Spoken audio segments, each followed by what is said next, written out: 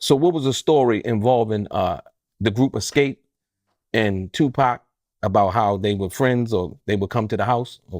Yeah. It ain't too much about that, except for that when we was living in Lithonia, they used to come visit a lot, right? They used to come visit the house and come visit Pac. And what I detect from those visits, man, a lot of times was that they were young girls, little girls that liked Pac, they liked him. But I remember Pac used to always say to me, man, I used to be like, "Oh, you gonna fuck him?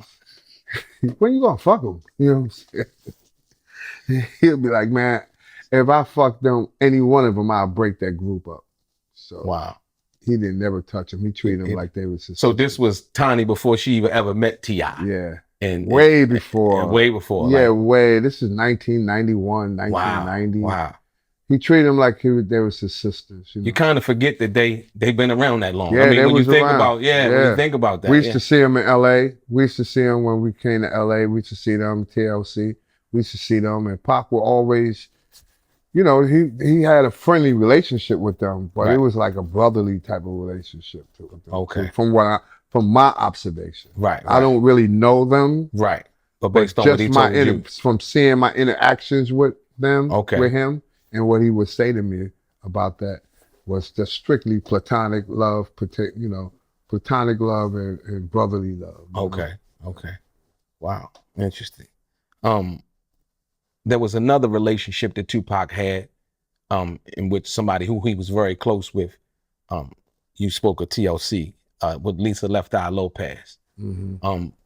From your insight, from your perspective and what you understood at that particular time, what was their relationship like for you? Right. So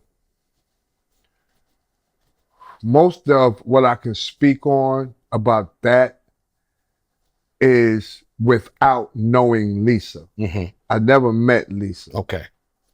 But I do know that he had a very good relationship with her too. Now, there was some artwork that Lisa did. She drew of Pac, a portrait. Okay. That I used to have in my store. I had a record store years ago, and I used to have it hung in my store. And for the best of my recollection, the portrait had her signature on the front of it, on the bottom. Right. And it had a date that is consistent with the day she was killed. Oh, wow. On the back of it. On the back of it.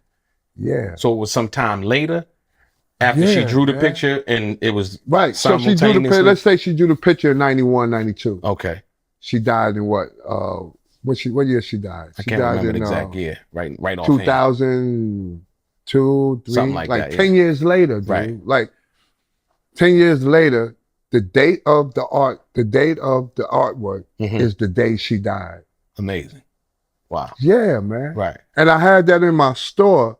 I didn't realize it till someone pointed it out to me later when I saw the date on the back of when she drew the artwork. Right. And it turned out it was the day that she was killed. Wow. So that was kind of surreal to me, right? Almost spooky. Right. But it also speaks to their connectedness, because they're both then at that time, they're now both in the afterlife. Right. So who's to say that they had not communicated in the afterlife about that artwork and gave it to me? I don't know. Right.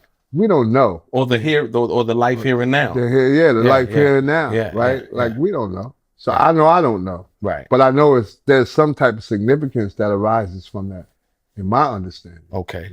Okay. Wow. Very significant.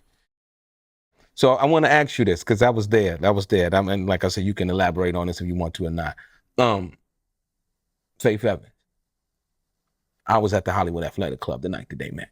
And then her book, she said some things that weren't true. You know what I mean? And before that, she had alluded to some things about, her never being in the studio with Tupac, her never recording a song with Tupac. And, they were just basically outright lies. what affected me the most was the fact that he had went through the situation with Ayanna Jackson. Mm-hmm. And that, from what I understood, wasn't factual and all the way true based on the outcome of the case and him not being convicted of actually what they wanted to really charge him with, you know, or convict him of.